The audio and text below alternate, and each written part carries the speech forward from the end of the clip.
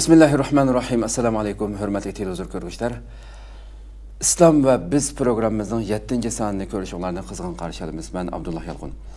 Qadrli ko'ruvchilarimiz, hammalarga ma'lum bo'lgandek, biz bu programmamizda buyuk dinimiz, bizning dunyo va oxiratlik ishlarimizni rad tartibga solg'uvchi va bizning oxiratlik baxt, faqatlam oxiratlik emas, albatta, dunyodagi butun hayotimiz va mangulik hayotimiz bo'lgan, mangulik dunyorimiz bo'lgan har bir mu'minninki mangulik yashaydigan shu oxiratlik hayotimizda baxt saodatga erishishimizningki birdan bir ochquchi bo'lgan bu islomdan iborat dinimizni go'zal bir shaklda nurg'unlagan, xato tushunilayotgan yoki yuzaki tushunilayotgan masalalarni bir qadar tafsili uning mohiyati, uning ichidagi haqiqiy ma'no, orqa ko'rinishlarini tushunish uchun boshlatgan programmamiz bugün inşallah Allah'ın rahmeti bilen 7-soniga kelib ekranlarda o'ltiribdik.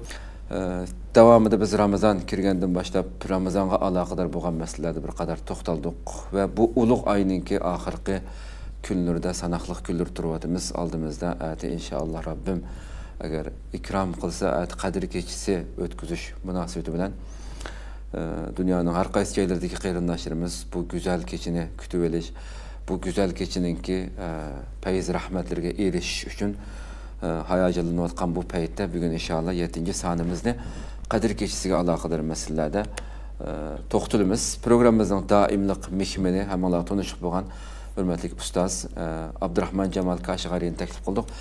Qadam tashkil qilganlik uchun ko'pdan ko'p rahmat aytamiz oldimizda. Sizlarga barliq ko'rilmalarga rahmat aytamiz. Rahmat, Allah razı olsun. Qadrli ko'ruvchilarimiz, hammalarga ma'lum bo'lgandek programmamiz naq maydonda taqdirlanyapti. Ekran oldida chiqib turadigan nomerlar orqali bizga har qanday programmaga aloqador savol yoki fikrlaringiz bo'lsa, yozishinglarni WhatsApp orqali yoki bevosita naq maydonga ham bog'lansanglar bo'ladi. Shundaqla programmamizning ko'plagan qarindoshlarimizga manfaat yetkazishi, foydalanishi uchun ham bahrlab qo'yishinglarni umid qilamiz. İnşallah bugünkü baş temamiz Kadir Keçisi özgürlük kararlarını alıdığan zaman degan şekilde bunun etrafı to'xtalamiz. Hurmatli ustadan bevosita programmamizga kirsak, oldin bilan Kadir Keçisi qanday kecha? Bundan boshlaylik. Bismillahirrahmanirrahim. Bizning g'ofillik va beparvolik bilan o'tkazib o'tib qolgan kunlarimizning o'rnini to'liqlash uchun bir ömrü tenkildiğin kadir kişisini nisip qilgan Allah Teala cheksiz hamd sanolar bo'lsin. Ve insaniyetke rahmet, merhamet olib kelgan payg'ambarimizga duo salomlar bo'lsin. Allah Teala kadir kişisini tanıştırıp Kur'an-ı Kerim'de inna anzalnahu fi leyletin mubaraka inna kunna munzirin fiha yufraqu kullu emrin hakim. Biz Kur'an-ı Kerim'ni mübarek kechida, yani kadir kişisi düşürdük. Biz insanlarını agahlandırış, ularga to'g'ri bilan xatoni yetkazib qo'yish uchun bu Qur'onni tushirdik. Bu kechida hakim, hikmatga to'shqan, hikmatdan xoli bo'lmagan Alloh taolaning taqdirlari bir taraf qilinadigan kecha edi. Bu oyat qaraydigan bo'lsak, bu oyat bizga Kadir kechasida Qur'oni Karimning nozil bo'lganligini bayon qilib turadi. Bu kechada Muhammed Aleyhisselam'ın peygamberlikinin ilan kılınğanlıqını bayan qilib turadi. Ve bu kechada dunyoviy hayot tuzuminin yo'l qo'yilganligini bayon qilib turadi. Bu kechada İslam'ның hayot falsafasi ve dünya ko'z qarashi ilan qilingan bir kecha. Bu Kadir kechasi boshqa kechalarga o'xshamaydigan bir kecha. Duo icabet oladigan, günah qilgan bo'lsa, gunohlari afu qilinadigan, ozg'ina bir ishqa, ozg'ina bir faoliyatga, sharkatga katta savob beriladigan ayda bir kecha. Bu kechada insonlarning yillik ajli, rizqi, hayoti, mamoti ya g'alaba ya mag'lubiyatga aloqador ishlari taqdir qilinadigan bir kecha. Xo'sh. Bu kecha ulug'liqidan farishtalar qatnashadigan bir kecha. Tang atgan kadar insaniyetke xotirjamlik, omonlik bag'ishlaydigan bir kecha. qaysi bir kishilar bu Ramazon oyidan yaxshi foydalana olgan bo'lsa, do'zaxdan ozod bo'ladigan bir kecha. Shunga qaysi bir odamlar, qaysi bir kishilar bu kechani g'animat bilgan bo'lsa, katta ulug' savobga erishadi. Agar bu kunlarni yoki bu kecha bu kunlarni g'ofillik bilan, beparvolik bilan o'tkazib o'tgan bo'lsa, nurg'un savoblardan mahrum qoldi. Mana bu qadr kechasi. Xo'sh. Haqiqatan Qadr kechisining ulug'lig'ini Rabbimninki ming oydan ortiq degan so'zning o'zilam qanchalik ulug' kecha ekanligini har bir mu'minga bir ishorat berib turdi. Shu Qadr kechisining ulug' bo'lishiga sabab nima deb buni to'plasak biroz. Alloh taolo Qadr kechisi to'g'risida yuqorgi oyatdan boshqa ayrim bir sura nozil qilgan. Ko'pinchimiz yodi bildigan sura. Inna anzalnahu fi laylatil qadr. Laylatul qadri xayrun min alf shahr. Xo'sh. Inna anzalnahu fi laylatil qadr va ma adraka ma laylatul qadr. Laylatul qadri xayrun min alf shahr. Yana ta'kidlab Qur'onni biz muborak bu kechada, qimmatlik bir kechada, qadrlik bir kecha tushirdik. Bu kechani men sana deb bersam insonlar bilib oladi. 1000 oylik ibodatning savobiga to'g'ri keladigan bir kecha edi. Xo'sh. Ulug' bir kecha edi. Bu kecha qandaqmi ulug' kecha bo'lmasin? Bu kecha qandaqmi 1000 yillik ibodatning savobiga teng keladigan kecha bo'lmasin? Nima uchun degan vaqtida bu kecha insoniyatni qutqizish xaritasi bo'lgan Qur'oni Karim nozil bo'lgan kecha emasmi? İnsaniyatni qutqizish xaritasi bo'lgan Qur'oni Karim nozil bo'lgan bir kecha. Bu kecha tavhid aqidasi orqali insonlarni ozod qilish qarori ilingan bir kecha emasmi? Bu kecha insonlarning aqida va qimmat qarashlarini isloh qilish qarori ilingan bir kecha emasmi? Bu kecha adolatni vujud chiqarish plani tuzilgan bir kecha emasmi? Bu kecha insonlarning haq-huquqli bayonnomasi ve erkinlik hitobnomasi jakalangan bir kecha emasmi? Bu kecha dunyoning yuzini o'zgartirish harakati boshlangan kecha emasmi? Bu kecha insonparvarlik ega eng go'zal madaniyat yoritilishining muqaddimasi yoki boshlanishi bo'lgan bir kecha emasmi? Shuning uchun bu kecha 83 yillik ibodatdan avz. Nimishqal buning asosi, yadrosi, xaritasi taqdim qilingan bir kecha. Shu 83 yillik ibodatdan avzal degan yer ashadi. Bu kechada nozil bo'lgan vahiy musulmonlarning yoki bu islomni qabul qilgan insonlarning boshqa insonlar go'zal o'rnak bo'lishi, go'zal o'rnak bo'lish uchun chiqishib yashash asosini yo'l qo'ygan va hamkorlashish prinsiplarini o'ttirib qo'ygan kechamiz. Bu kecha ozg'in bir vaqt uchun, qisqagina bir ish harakat uchun katta ulug' mukofotlarga erishadigan bir kecha emas. Mana bundan bu kechadan naqadar ulug'ligini, sharafli ekanligini bilgan bo'ldi. Xo'jam biz Qadr kechisiningki hamda inshaalloh Rabbim payg'ambar alayhisalom oxirgi taq 10 kunning taq kunlaridan aranglar, izdanglar degan hadis var. Ko'pincha ulamolar 27-si bo'lganligi uchun shuni ko'proq tarjih qilib islom dunyosi 27-silar Qadr kechisi deb tunash faoliyatlari orqali ibodatlar bo'ldi hamda. Bu kechining Qadr kechisining mohiyati haqida yoki qanday fazilati bor deb biraz fazilatlar haqida tushunchagan bo'lsak.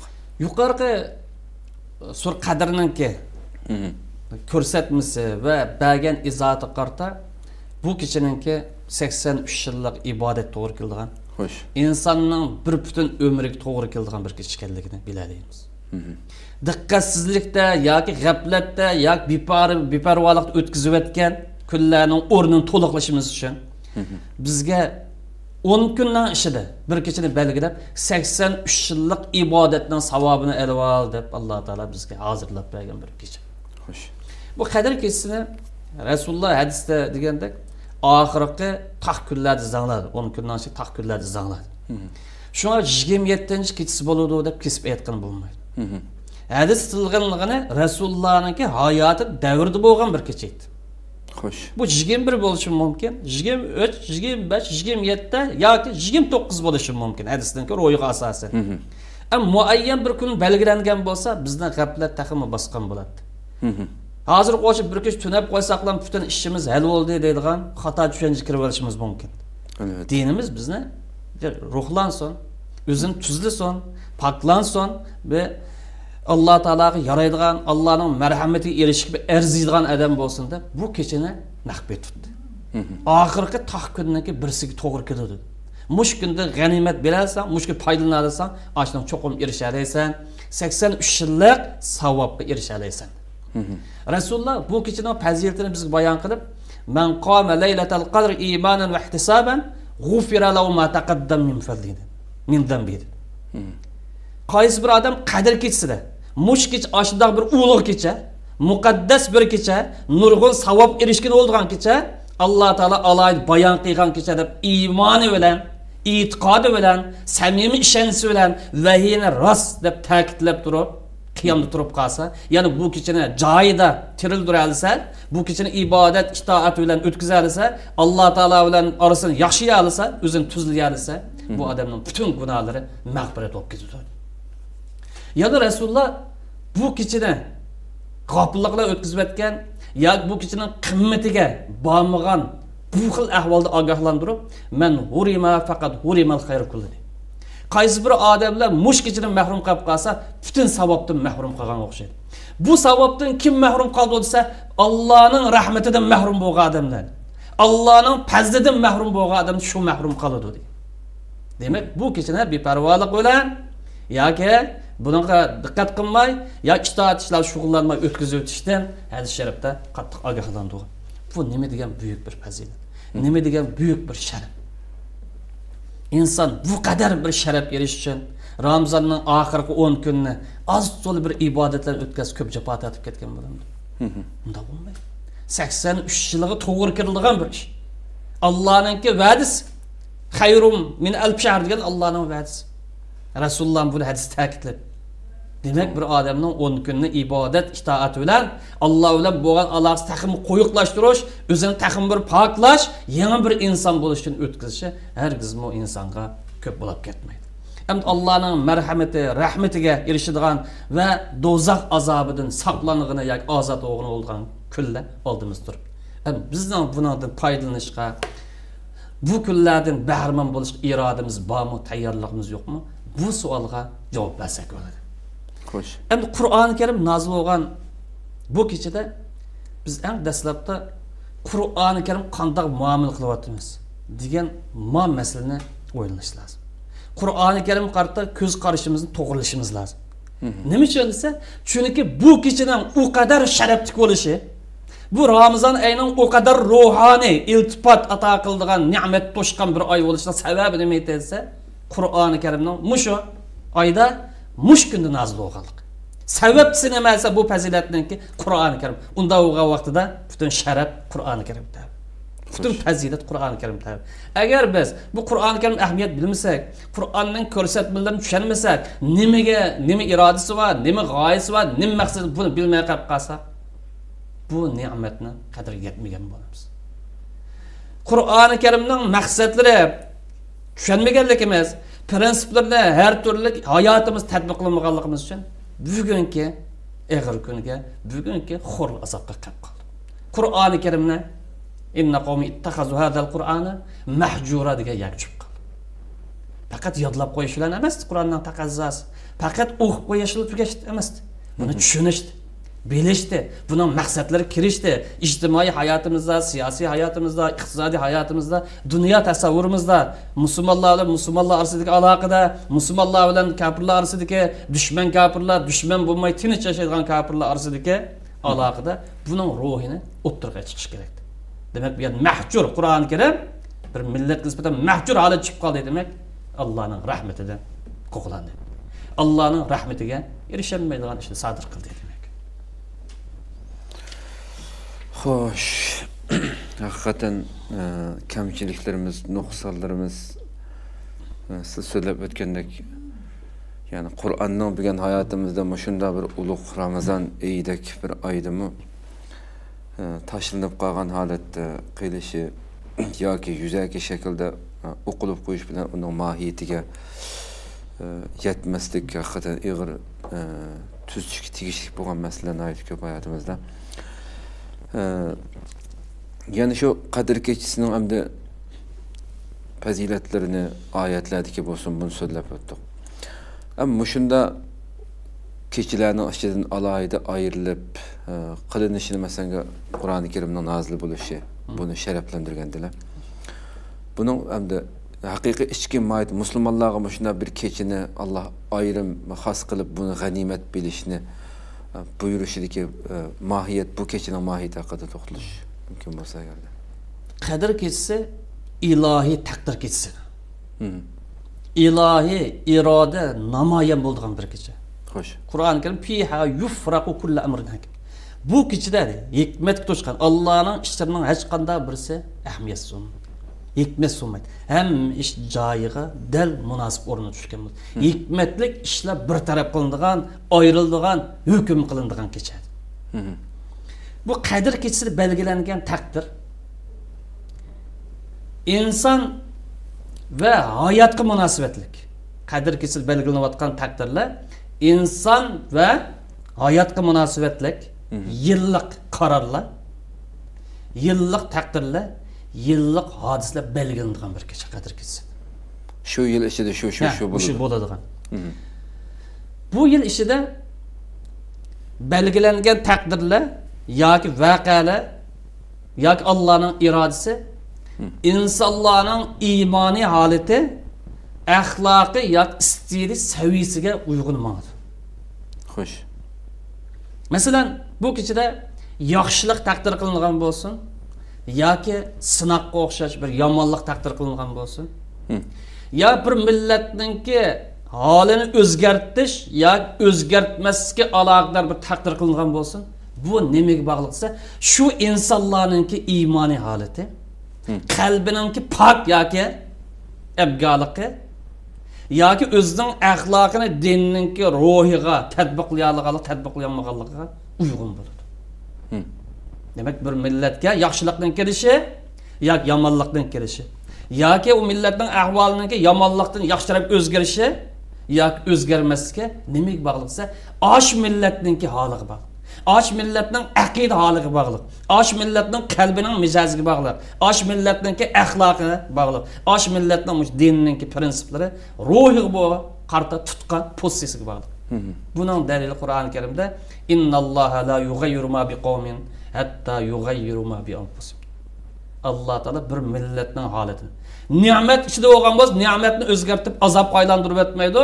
Azob xo'rlik ahonatdagi hayot bo'lgan bo'lsa, uni gullangan, taraqqiy qilgan yoki erkinlik, mustaqillik holatga chiqarib qo'ymaydi. O'zlarini Alloh o'z chiqarib qo'yadi. Osh millat o'z chiqarish lozim. Osh millat o'z qadam bosish lozim. Osh millat uning sababini o'z qilish lozim. Demak, bu kechada duo qilsaqmi? Albatta duo ijobat bo'ladi. Lekin sababi bilan birlikda. Sabab natija qonuniga rioya qilish bilan birlikda.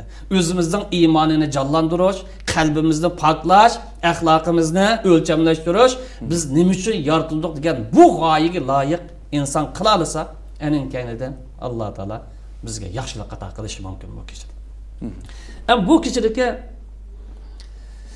bu Alloh yilning eng ulug' kechasida, taqdir kechasining yilning eng ulug' kechasida insonlarningki iymoni va stili axloqiy holatiga yarasha ularning rizqi, xo'sh, ajali, hayotligi, mamotligi yoki g'albi, mag'lubiyat taqdir qilgan bir kecha.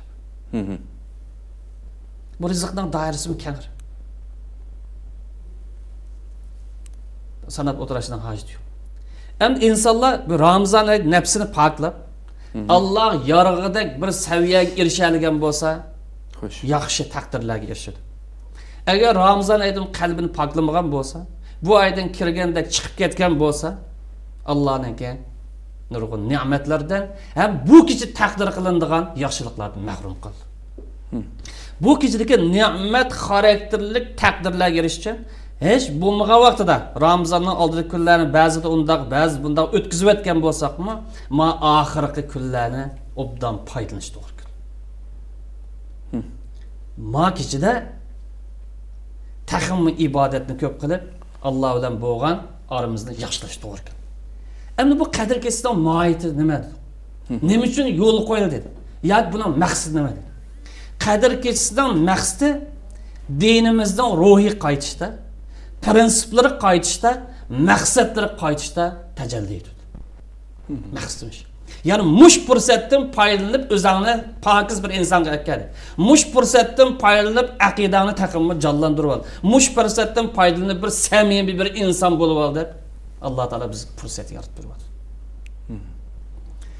Samimiy dindor bo'lish iski namoyon bo'ldi. Qadr kechsang moyiti bir kechani tunab o'tkazib qo'yish bilan emas. Samimiy dindor bo'lish iskida namoyon bo'ldi. Chunki bu kecha xato ishlardan, xato fikrlardan, xato qarashlardan tamamen voz kechadigan bir kecha. Bu kechada musulmon samimiy musulmon bo'lishini Alloh taologa bay'at qiladigan, qasam beradigan bir kecha. Bu kechada inson bundan keyingi kelar Ramazon qadar umr bo'lib qolsa, dinimiz cheklagan ishlar qat'iy yaqinlashmasi to'g'risida Alloh taolo va'da beradigan bir kecha. Bu qadr kechasidan moyiti mishada namoyon. Buning maqsadi mishada ko'rindi. O'zidagi passiv nachar illat bo'lgan bo'lsa, uningdan tozalanib, pak, go'zal axloqlarga yuzlanish namoyon bo'ldi. Men buningdan qadr kechasining ahamiyatini yoki maqsadini bilgin ol. Agar bu maqsad hosil bo'lmasa, biz samimiy dindor bo'lish uchun Alloh va'd beramisak, Alloh bay'at qilamisak bu kechaning o'zida, xato ishlardan yana men qilib solgan ishlarimdan tavba qildim deyamay qolib qolsa, bu qadr kechasining 83 yillik savobi hosil bo'lmay kelmaydi bu odamlar. Shu qadr kechasining natijasi o'tdi. Duolarimizdan ijobat bo'lib bo'lmasqa, nimaga buning mohiyatiga, maqsadiga yetmaganlikda, yo'q u yerga diqqat qilmaganlikdan bo'lardi. To'g'ri. Rabbim haqiqatan amma bir ko'rilman bo'lish üstüne körmennin kallası şu nasıl kilişi mümkün hem de hazır. Hem nima uchun biz müminler bu üstümüzden her kandak bir perzent anının qo'rsuqidagi vaqtida uningki bütün hayatı bu bulan işlerin hammasi putilib ketganligiga iymon etamiz. Her yili nima uchun bu qadr kechasida tekrar u yilda bo'ldigan kimning o'ldiganligi, qanday hadis bo'ldiganligi, buning taqdir qilinishi nima uchun degan bir savol kelib qolsa buningga qanday? Hadis şerif deyilgandek inson jon kira kirmaylam uning 4 narsa yoziladi. Buning qatori rizqi va ajli va baxtsiz baxt. Xo'sh. Bu narsa lavhul mahfuz kirib ketadi. Yozilib ketadi. U oxirgi bir natijasi, oxirgi bir xulosa. Mayad bo'layotgani yillik natija. Yillik mahsulot, yillik rizq, yillik g'alaba yoki mag'lubiyat. Yani her yılda insanların halining nereden o'zgarib turganligi, nereden taraqqiy qilib turganligi, ya yaxshilikmi, yomonlikmi, bu narsa belgilandi. Bu narsa Allohning emrini ijro qildigan farishtalarga taqsim qilib, shu bo'yicha Allohning irodasi joriy bo'ldi. Hargiz bu gap bilan inson tug'ilib ruh kirib o'g'icha belgilanadigan bu hadis bu yerda taqashmaydi. Bu bir butun xulosa bo'lgan bo'lsa, mavu yillik xulosa, yillik dokument. Shuning uchun shunda bir muhim vaqtlarda texnik sagaktur demakchi yani. O'zini biraz o'zgartib. Xo'sh, endi biz bugun qadr kechasini o'zgarish qarorlarini oldigan zamonda bosh temamiz bu bo'ldi. Buni qanday tushunamiz yani? Qanday o'zgarish qarori oldigan zaman yani? Oyat karimda fiha yufraq kullu amrin hakim. Bu oyatning ruhiga ko'rsatmasiga asosan qadr kechasi inson va hayotga munosabatlik har yil yuz beradigan hodisalar, voqealar, taqdirlar va qarorlar ilinadigan kecha. Qadr kechasi ilohiy taqdir kechasi demak. Xo'sh. Qadr kechasi ilohiy taqdir kechasi bo'lganligi uchun bu kechaning qimmatini bilgan, bu kechaning ulug'ligini bilgan, bu kechada kelgan oyatlarga ishongan musulmonlar bu kechaning ulug'ligidan foydalanib qanday qilish lozim? O'zining hayotiga munosabatli, o'zining kelgusiga munosabatli, o'zining taqdiriga munosabatli keskin qarorlarni oladigan kechaga o'zgartirsa, mush kechani buningki qanchalik yaxshilik aytilganligini Alloh bilir. Muqaddas bir kechada, muborak bir kechada, ulug' bir kechada elingan qaror Alloh va'da berish bilan buning qanchalik yaxshilik aytilganligi tasavvur qilsa yoki o'ylansak chiqadi. Balki bu vaqtida elingan qaror niyatimizning yaxshiligi, qalbimizning pokligi, iymonimizning jonlanishi bilan elingan qaror Alloh taolaninki rozilikka erishib taqdirimiz o'zgarib qolsa ajib emas. İnsanlar bu kechini o'zlarini isloh qilish.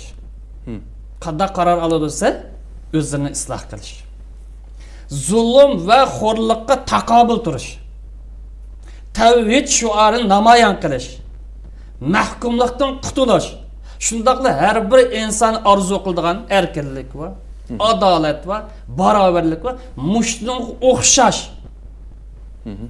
qimmat qarashlarga yoki ne'matlarga erishish uchun mushning o'sha ne'matlarga erishadigan qaror ketsa. Xud Ramazonning oyatida ba'zi alayda tashviq qilgandek, bu Ramazonning qadr ketsini erkinlik, barobarlik va adolatga erishadigan qaror kechish qilib belgilasa, eng uyg'un bo'lganish. Bu qadr kechisini insonlar o'zini isloh qilish, bizga o'xshash zulm, mahkumlik tushib qolgan odam zulm va xo'rlik qarshi turish maydonini kuchlantirish, tavhid shuarini har doim namoyon qilish, mahkumlikdan qutulish, erkinlik, adolat va barobarlik erishdik istaklarni va qarorlarni oladigan kishi qilib belgilasa, Alloh taolo bu ulug' kunda ularning ishlariga muvaffaqiyat berishi eng yaqin, eng munosib bo'lsa kerak. İnsanning bu kechada olgan qarorlari birinchi qilib o'zini isloh qilish, o'zini yuksaltish, o'zi millati va xalqiga foyda keltiradigan qarorlarni olish lozim. İnsanlar olgan qarorlarni birinchi qilib o'ziga foyda yetkazadigan, o'zini taraqqiy qildiradigan, o'ziga, millatiga, xalqiga va islom ummatiga uningdan xalqqa insoniyatga foyda yetkazadigan qarorlarni olish lozim qarasiz. Shuning bilan birlikda dunyo va oxiratning butun ne'matlarini o'z ichiga olgan qaror olish lozim. Ya oxiratga markazlashib qolmasdan, yoki dunyoga markazlashib qolmasdan, dunyoning ne'matlarini, oxiratning ne'matlarini o'z ichiga olgan bunda qaror olish lozim. Bu ulug' kechada elingan qaror Alloh nasib qilsa, Allohga nisbatan bu ta'sir emas, qiyin emas. Shuning uchun bu kechada har bir musulmonlar kelar bir yil qadar 5 yillik, 10 yillik, 100 yillik qarorni olamizmi? Anga desa, kelar Ramazon oyi kelgan qadar qimmoqchi bo'lgan qarorlarni mush kechada elib olsa, yil bo'yi mush qarorlarni tutib manga olsa, Allohning muvaffaqiyati bu odamlarga eng yaqin. İnşallah Rabbim hemmimizni bu güzel keçide en güzel kararlarını ilişkin nasip olsun. Hoş, hem de bu güzel keçide karar ilişkindiğen, teşebbüs kılındığın kararlar kaysılar? Hem özümüz ve başka qaysi bir Müslüman olsun bir qanchalığa noktalar bu keçide teşebbüs kılın. Bir misal tariqasida 2 ya 3 tane oturup koyayım. Birincisi istig'for qarori. Nima uchun bu qaror deb oldik? Bu istig'for bir qaror masalasi bor. Odamdagi bir iroda masalasi. Tövbe qilish yani. Tövbe qilish qaror. Tövbe qilish, yaxshilanish, Alloh tarafga yenish qaror. Necha vaqtningizda diqqatsizlikda, beparvolikda o'tkazib o'tgan bo'lsak, o'zimizning majburiyatlarini ado qilmagan bo'lsak, huquq Allohning va jamiyatning huquqlarini ado qilmagan bo'lsak, bunga istig'for aytadigan bir kishi. Chunki istig'for aytish, tavba qilish va xato ishlarimizdan yenish bizga kelayotgan bu musibatlarning ko'tarilib ketishidan bir vosita. Xo'sh. Va bizning gunohlarimizning afv qilinishining oldingi sharti. Gunohlarimiz uchun afv qilinish dastlabda biz istig'for lozim. Dastlabda biz o'zimizni tekshirish lozim. Dastlabda qalbimizni pokizlash lozim. Bu istig'for astag'firullah deb qo'yish bilan tutmaydi. Bu istig'for so'zi qalbimizning chunquridan elinish lozim. Qalbimizning chunquridan elingan qarorning sadosi astag'firullah bilan chiqadi. Bu ifodasi, bu zohiriy ko'rinish, lekin buning chunqur qarori maqsadi, mohiyati qalbiningki chunqurisida bo'lindi. Istig'forning mohiyatini 2 narsada belgiligini bo'ldi. Qanday istig'for aytamiz? Birisi har bir shaxs, her bir cemiyet, her bir millet Müslüman buluş itibarı bilen şahs olsun, cemiyet olsun, millet olsun, hatta devlet olsun birinci qilib o'zidagi xatoliklarni tepib chiqish lozim. O'zidagi xatolikning boy ekanligini e'tirof qilish lozim. Shundaqla o'zida bor dinimiz cheklagan Allah rozi bo'lmaydigan bu xatolikni davomlashib emas bo'lmaydiganligini bilish lozim. Bu istig'forning birinchi sharti. Dastlabda kasalni tepib chiqish lozim. Kasalning borligini e'tirof qilish lozim. İkincisi istig'forning boyiti bu xato ishlardan qo'l yig'ish va uningdan tamoman qutulish lozim. Mana bu vaqtida astag'firulloh degan bu shuar yoki bu sadoninki chin qarori haqiqatga, amaliyotga aylangan bo'ldi.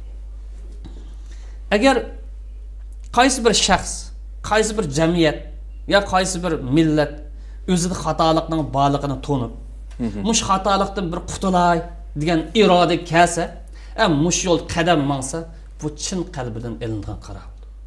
Bir odamning o'zining xatoligini to'nib, xatolikning borligini e'tirof qilib, mushdan qutulay deb iroda kelganligi, bu chin qalbidan ilingan qaror bo'ldi.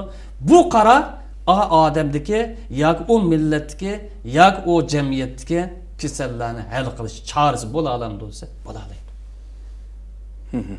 Endi bu kechida yana ilingan qarorning birisi birinchi qilib dinimizning turki bo'lgan namoz qarta qanday muomaladami?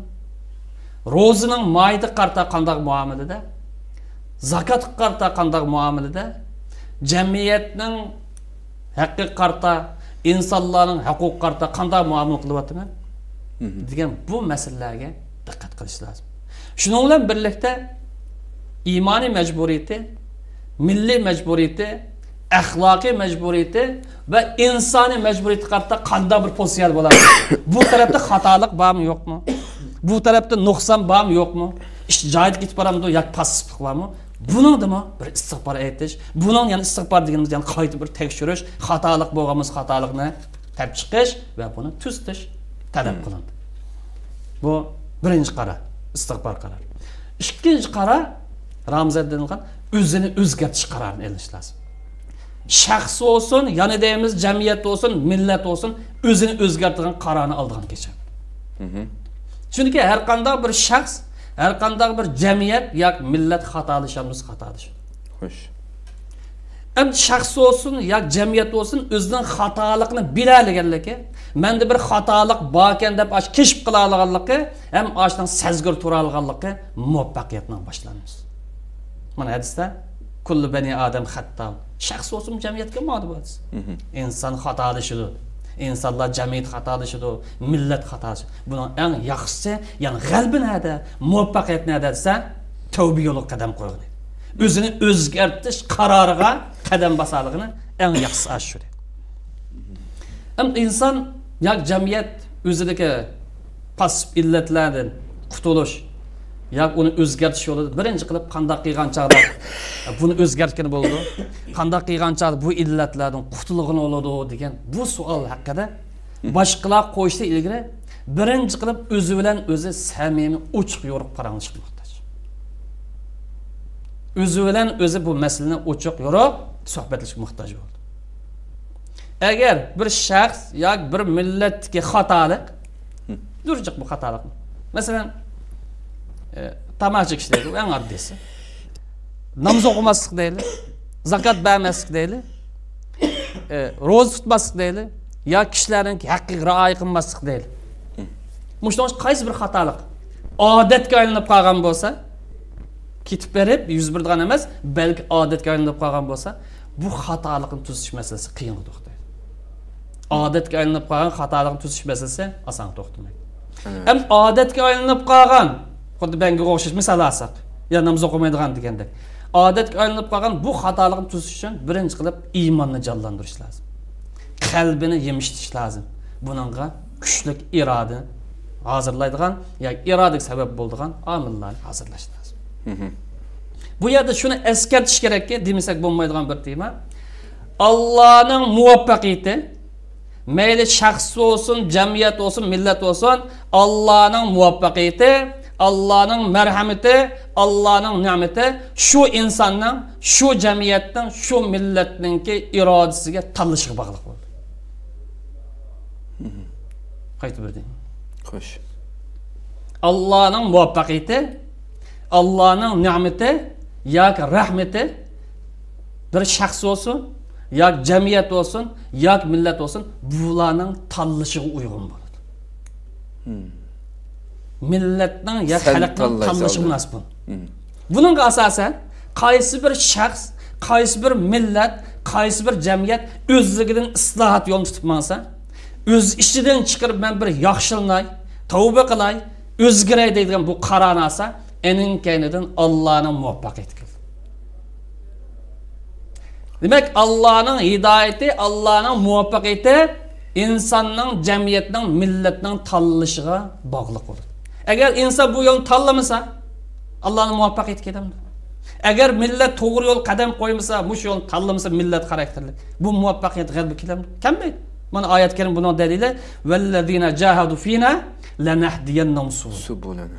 Hidayet nerede? Muvaffaqiyat esa, o odamlar bir az jihad qilish lozim. O adamlar nefsini ıslah qilish lazım.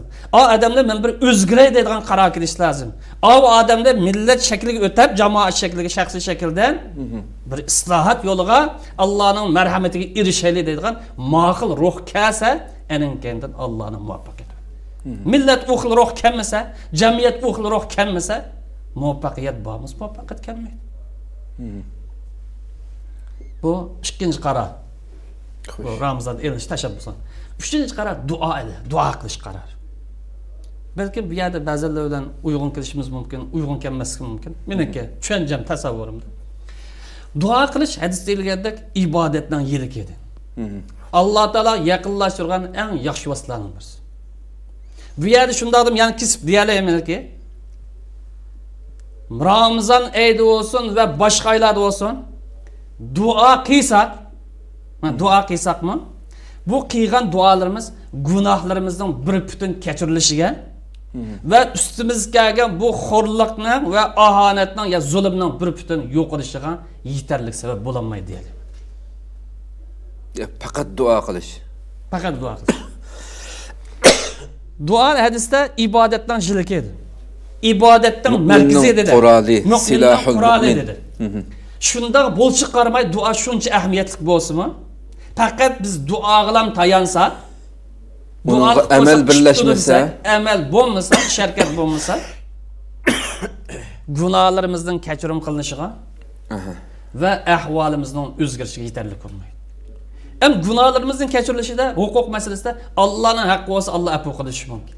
Lekin millatning haqqi bo'lsa, jamiyatning haqqi bo'lsa, jamoatning haqqi bo'lsa, haqqi bo'lib qolsa, dua bilan bu huquq tugamdi? Tugamaydi. Albatta. Çünkü dua qilish nima degan gap? Bu vasita. Dua g'oyamiz, dua vasita. Bu dua qilish insonlarga gunohlarini eslatadigan bir vasita. Dua qilish insonlar gunohlarini eslatadi. Nima uchun dua qildi? Birisi Allohning marhamatiga taxmin erishish, ne'mat taxmin ko'p erishish bo'lsa, yana bir tarafdan xatolik bo'lganmiz, xatolikni yepish.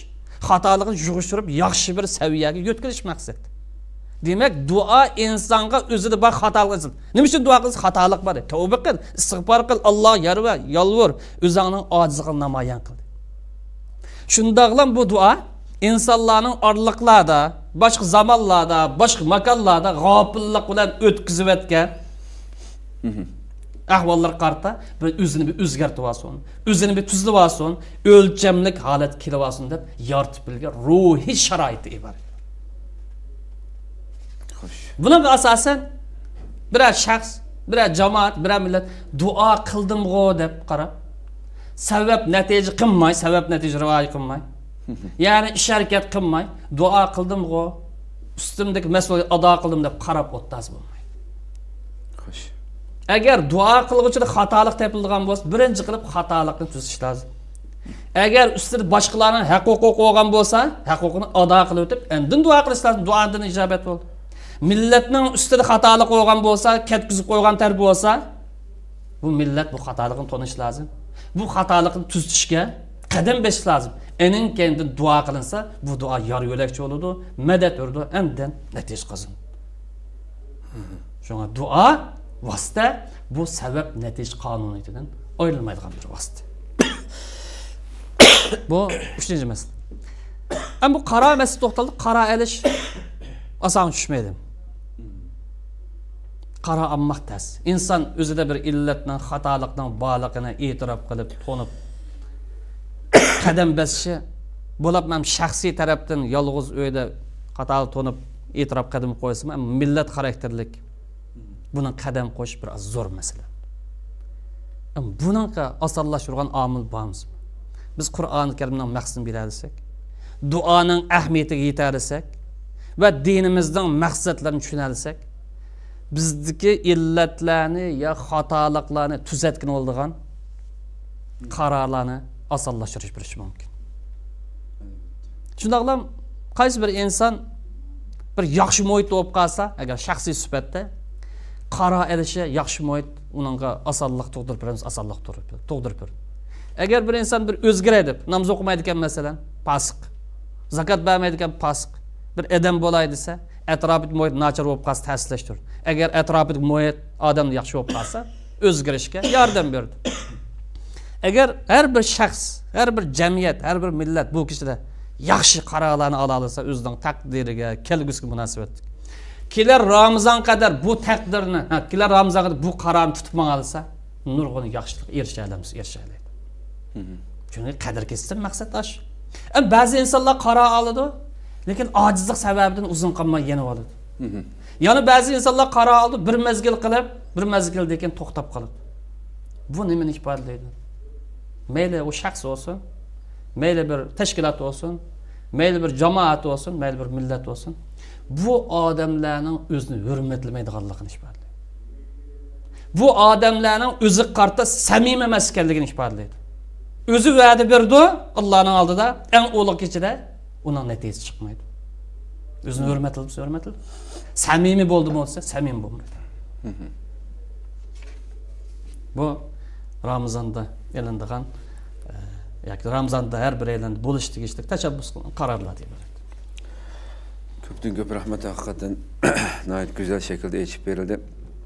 Qadrli ko'ruvchilarimiz, biroz jiqras qilib, balkim ovozimni kasganda yoki kasmaganda to'liq yo'tilib rahatsiz qildim. Kechirim so'rayman. Duo qilib qo'shinglarni umid qilaman, necha kun bo'ldi shunday avvar bo'laman. Haqiqatan qadr kechisida tashabbus qilinadigan qarorlar masalasida asosliq 3 nuqtani yuritilgan bo'ldi. Bu kechiningki tavba qilish, haqiqiy Allohga qaytish va o'zida mayli shaxs bo'lsin yoki jamiyat shakllik, millat xarakterlik bo'lsin, men o'zgaraychi deb o'zini oldiga qo'yib o'zgarish qarori elinishining qanchalik o'zining hayotini, mayli shaxs, bir oila shakldagi hayot bo'lsin. Chunki bir jamiyat, millat qachon o'zgardi degan vaqtida ba'zi insonlar o'ylashi mumkin, bu millatimning holi mushu, qarsam teshik, qarsam shundoq vayrona, ammas bir xil bo'atgan har xil dinga muxolif ishlar yoki amaliy ahvoldan ko'rib tushkunlashib, men qancha qilsam meni millatim bu shaklda tursa, Allohning yordami kelamdi bu millatga deb o'zini shaxsiy o'zgartirishdan neri qochadigan ahvol uchirmay qolmaydi. Buni ko'rib turibmiz. Shu bu o'zgarish degan vaqtida, chunki shu shaxslardan tashkil topgan bir jamiyat bo'lgandan keyin har qanday qiyada hech qanday bu shaklda o'ylamasdan men o'zimni o'zgarsam, u o'zini o'zgarsam, shunda shaxslar o'zgargan vaqtda andin jamiyat o'zgarmaydi.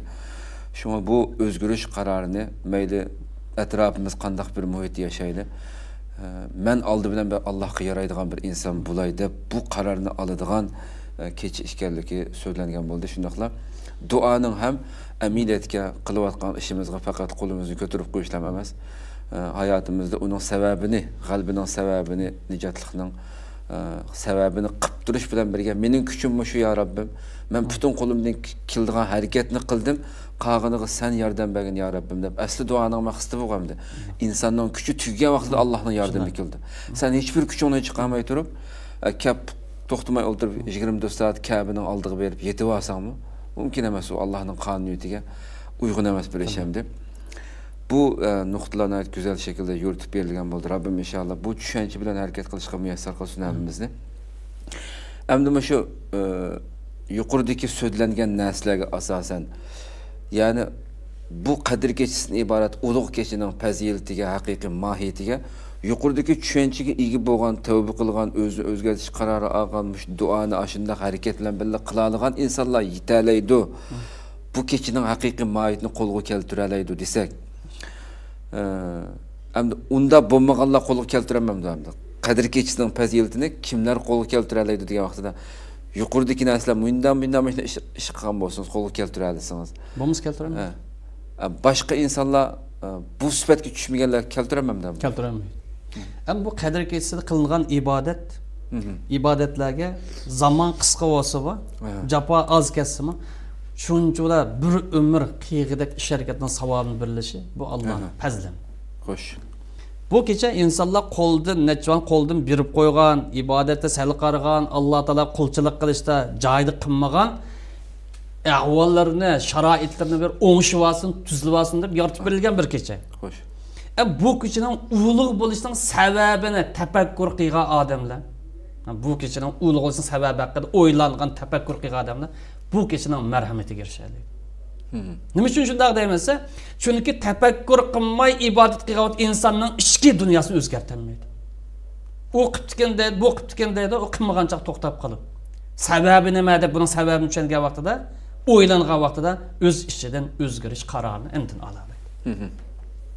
Ramazon ayinki 5dan tortib ruhiy oziq ola olgan, qalbini poklay olgan, nachar illatlardan o'zini tozalay olgan, güzel axloqlarni yetishira olgan, yaratqush bilan bo'lgan aloqasini bog'lay olgan, o'zining ustidagi har turli majburiyatlarni ado qilishga qadam qo'ya olgan bu odamlar bu kechaninki fazilatiga erishadi. Shunga Rasululloh desa, man qoma laylatal qadr imanan va ihtisaban g'ufira lahu ma taqaddama min. Bu yerda birinchi narsa iymon keladi. Aninkani qilayotgan har bir ishlariga ihtisob, savob, niyat, güzel e'tiqod keladi. Mush narsa bo'lgan gunohlar kechir. Demak, gunoh kechirildi, demak Allohning marhamatiga, fazliga erishdi demak. Bu kunlarda qaysi bir odam iymon harakatini boshlay olsa, iymon harakatini qo'zg'ab chiqa olsa, shuningdan bilan birlikda o'zini, atrofidagi oila va qarindoshlarini bu iymon harakatiga bog'lay olsa, moddiy va ma'naviy ibodatlarni tan qila olsa, aning kainatni bu kishidan fazilatiga erishgan. O'zi iymon harakatini boshladi, ammo oilasi qarshi bo'lmadi. Ammo Rasululloh kechada o'zini turtdi, oilasini bu harakatga kirgizdi dedi. Shuningdan bilan birlikda bu duo qilib qo'yish yoki chiqimsiz ibodat kiraverish bu sharafdan mahrum qo'ydi. Bu ibodat moddiy tarafi, ma'naviy taraf tang ma'nish lazım.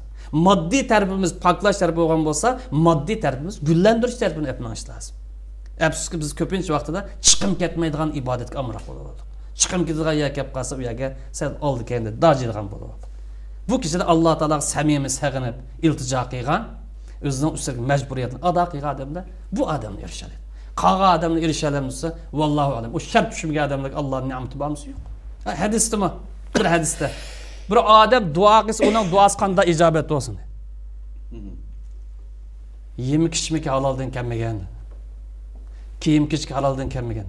Demak, qilmishi xato yo'lda bo'lsa, faoliyatlari xato yo'lda bo'lib qolsa, tasavvur xato bo'lib qolsa, fikri ozg'un bo'lib qolsa, ustiga majburiyatni ado qilmasa, bu odamning duosi qanday ijobat bo'lsin. Bu hadisga asosan bu shart tushmagan odamlar bu kechining fazilatiga erisholmaydi. Hakikaten Allah saqlasin ki endi bu shunday bir ulug' kechda Rasulullahninki shu Ramazon kirib, Ramazon oxirlashib chiqib ketib, mag'firat qilinmagan kishining holiga voy degan o'tgan qatim tariximda so'zilib qo'yaymi. Bularning jumlasiga tushib qolishdan Rabbim har birimizni saqlasin. Xo'sh, endi g'ufira lahu ma taqaddama min zambihi degan hadis ilgiriki gunohlarni mag'firat qilindi degandan ko'rmanlarimiz ham bilib olish uchun bu butun cho'ng kichik hammasimi yoki ushaq tushak gunohlarmi, insonlarning haqlari, kishilarning haqlari buning kiramdi buningga biraz tushuncha berish bilan andagi vositalarni, qadr kechisini qo'lga keltirishning vositalari qaysilar degan to'xtalsak, aldı bilen bana berdi. Gufira lahu ma taqaddam min zambi.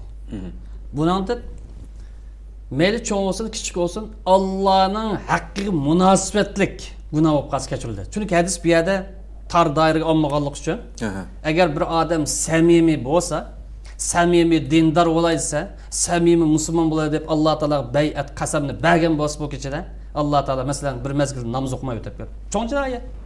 Zina qilib saldi cho'ng jinoyat. Ariq ichib saldi cho'ng jinoyat. Alloh taolo afu qilaversa Allohning fazli. Shuning bilan cho'ngnim kirgizaryapmiz.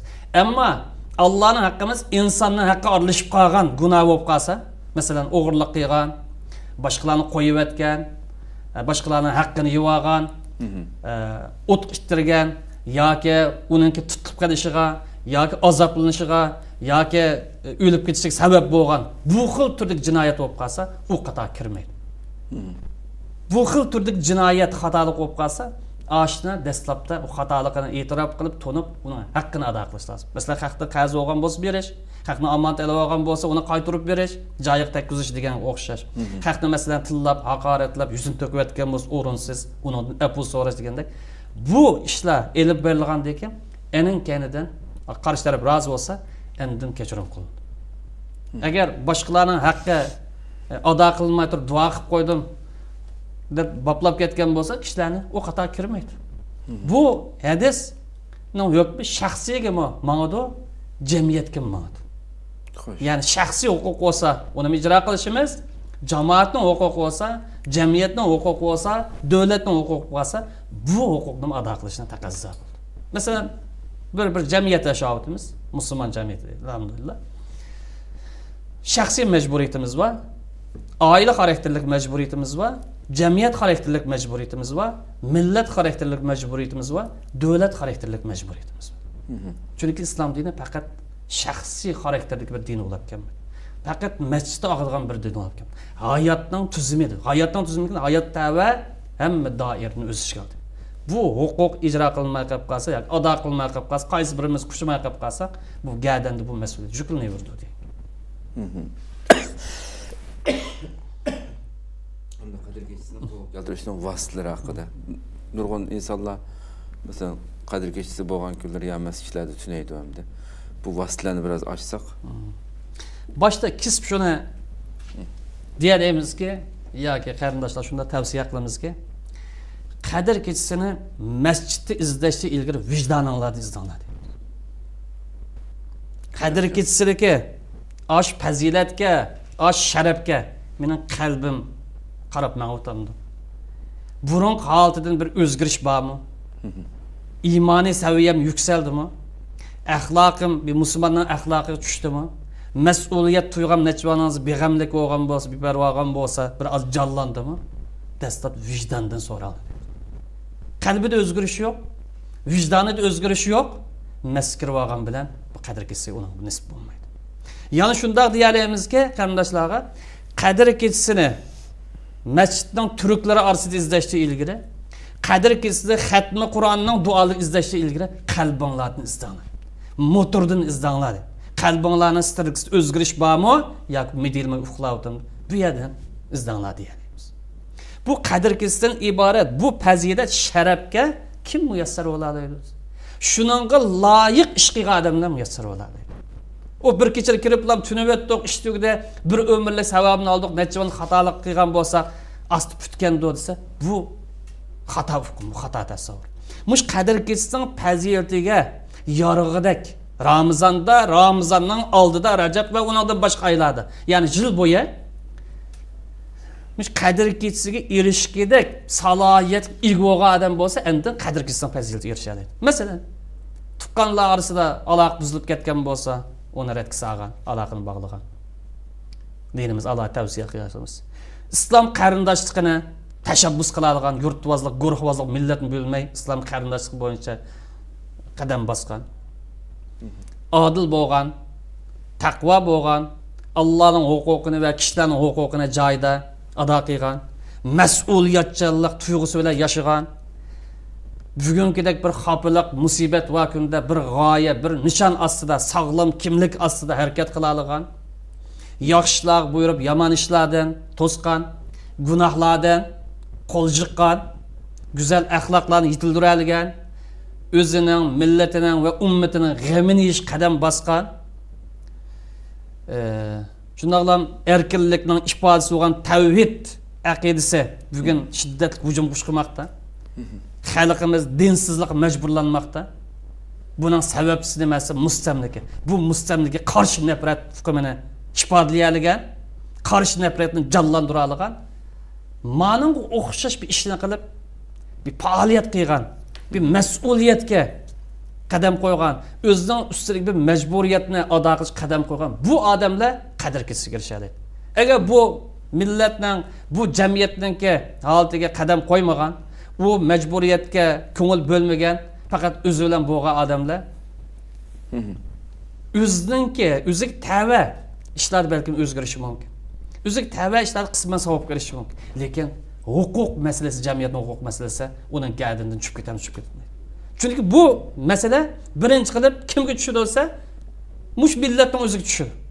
Majburiyat mush millatning o'ziga, cho'ng bo'lsin, kichik bo'lsin, aqlliqdan bo'lsa, kishi bo'lsin, ayol kishi bo'lib qolsin, bu krizisni hal qilish, bu qiyinchilikni hal qilish, buning chiqish yo'l topib chiqish har bir kishi uchun sog'lom aqli va sog'lom iymoni bor. Demak, bir yorug'idek ish bo'lib qolsa, endi bu qadr kesishning fazilatiga erishgan. Bo'lmasa necha zamondan hozir duo qilib keldik. Millatimiz duo qildi. Nurg'un qarimni xatmi Qur'on qildi, duo qildi. Shuncha bir oyda do'zaxdan ozod bo'lgan oydi hadisda.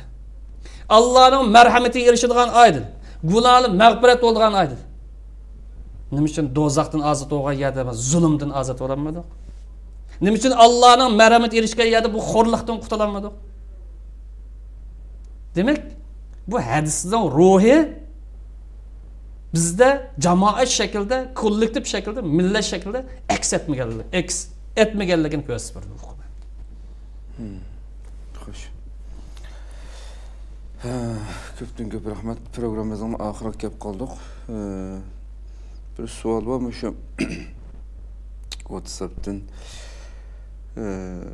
Yuqoridagimda biz qadr kechisi haqida paranglashyotsizlarmish. Taqdir masalasi, nurg'un ishlarning taqdir qilindiganligi bo'libmi bir yilning ichida bo'lgan ishlar haqida so'zlandi. İnsan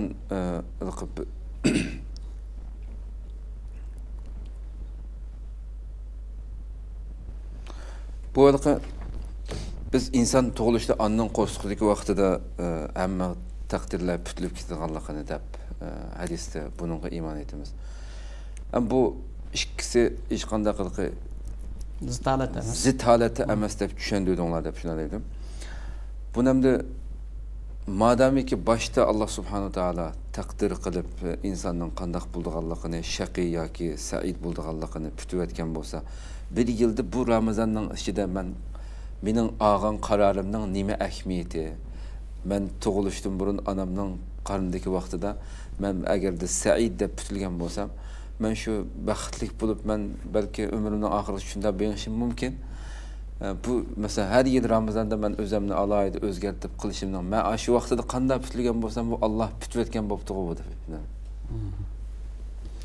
Bu oddiy bir mesele. Eğer biz Allah Teala'nın yaratquchi ekanligiga ishongan bo'lsak, Allah'ın her qanday ishga qodir, qudrat zot sifatida ishongan bo'lsak, Allah'ın hamma narsani bilib turadiganlik sifatida ishongan bo'lsak, Allah'ın hamma narsani ko'rib turadiganlik sifatida ishongan bo'lsak, Allah'ın hamma narsani hikmat bilan o'rinlashtiradigan ishongan bo'lib qolsa, bu oson tushunish emas. Masalan, biz tug'ilishda ilgari xulosamizni yozib qo'ydik. Amtahun baxtlik, samatahun baxtsiz. Bu oxir xulos. Nima uchun yozib qo'ydisa, inson tug'ilishdan ilgari şu zamandan başlap ta ölüp ketken kadar insan mayli 60 yıl yazsın, 80 100 yıl yazsın, bu insanın bütün iş faaliyetinin hemisi çıkıranın aldı Allah Teala'ya enak mı enak emas mı? Enak. Ahir berip to'xtaydigan qarorgohi enak mı enak?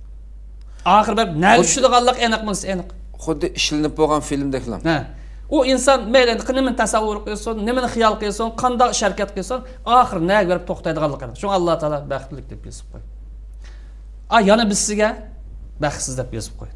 Bu tug'ilishda ilgari hadisga qarta. Hamda Ma yillik taqdir qarasak, yufraq kulli amrin hakim dedi. Hakim. Men misal aldım. Hikmetlik işler. Mesela rızık meselesi. Bir yıl insan köprek nimet kelishi mumkin. Bir yıl ziyon tortishi mumkin yoki ozlab ketishi mumkin. Belki bir yıl imonimiz jonlanishi mumkin. Yana bir yıl biraz pasif holatga ojizlab qolishimiz mumkin. Bir yıl axloqimiz go'zallashsa, yana bir yıl sen bo'shab qolishimiz mumkin. Bu nimaga bog'liqsa, odamninki o'zini tuzitishiga, ruhiy oziq edishiga, taqvolik qobiliyatini, sifatini yetishtirishga munosabatli masalasi. Bir yuqori dedimki, bu yillik taqdir odamning iymoniy holatiga, qalbininki mijoziga, uninki axloq stiliniki yo'linishi qarta belgilandi. Masalan, maktabdagi o'quvchilar misolga olsak, bir o'quvchi mukofot berilsa, birinchi qilib o'qishi yaxshi edi. Ikkinchi qilib axloqi yaxshi edi. Masalan, ikkinchi misol. Mushning asosan mukofot beriladi deb mudir qaror kesadi. Mukofotga erishgan o'quvchi. Nima uchun mukofot berildi desa, sifatga tushdi, o'lchamga tushdi. Endi mukofot ololmaganlar yo o'qishda birinchilikni ololmagan yoki axloq tuzumda rioya qilmaganlik uchun bu nimada quruq qolib qoldi.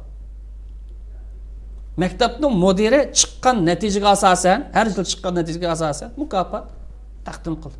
Lekin 5 yillikni bir aql qaror qilib o'tolmaydi. Chunki har yil bir xulosalangan bo'lsa.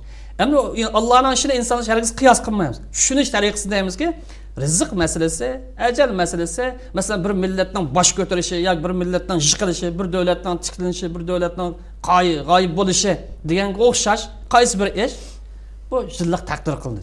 Endi bu taqdirni kim ko'ribdi Allohdan boshqa? Menmi ko'rmadim, sizlarmi ko'rmalar? Hech bir inson ko'rmadi.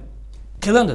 Allah bilganlik uchun, ko'rib turganlik uchun, hikmatli ish qilganlik uchun, qodir bo'lganlik uchun belgiladi. Biz ko'ramiz.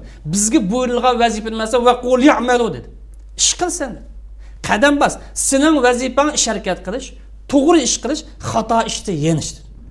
Qachoniki bizdan shaytonimiz kuchlanib ketsa, xato yo'lga desa, ozimiz. U vaqtda baxsizlarning qatoridan o'rin olamiz. Qachoniki qalbimizni isloh qilib, o'zimizni tuzib, iymonimizni kuchlantirsak, baxtli kishilarning qatoridan o'rin olamiz. Bu nimaga bog'liqsa, insonning o'ziga bog'liq. Yuqorida bir gapni qildi.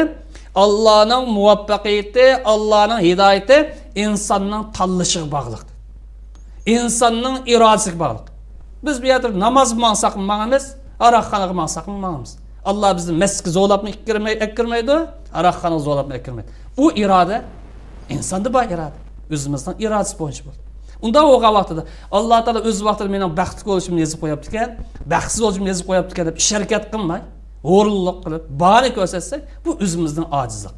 Biz taqdirimizni ko'rlikmiz ko'rmadik. Agar dinimiz bo'yicha to'g'ri yo'lda manglar dedi. Fastaqim kama umirdi. To'g'ri yo'lda mang dedi. To'g'ri yo'lda mangsang oxir mukofot. Dunyodami go'zal hayot, oxiratdami go'zal hayotga erishsan. Agar xato yo'lda mangsang, ma dunyoda azobxo'rlik qilsan, oxiratning hisoboti taqvo ayrim azob bor. Xayriyat aniq. Evet. Demek takdir yani Allah Subhanahu ve Taala'nın xulosasi ilmi, azali ilmi hammani ko'rib turgan, bilib turgan. Bütün iş hareketlerimizde insan özü tanlab, halig'ini mağdu ve şununga ko'ra hisob çekilmizde hem de ahirette. Güzel iş berildi inşallah. Hoş hem de ahirki bu qadr kechisini qo'lga keltirish uchun, qo'lga keltirish to'g'risida bir qancha ko'rsatma berib oyoqlashsak programmamiz. Buningda muhim bir nechta misol olsak, amal va qadr kechisini 21dan tortib 29 ga, 27 ga xos qilib olish to'g'ri emas. Amal va masjid o'tkazilsa yaxshi. Xo'sh.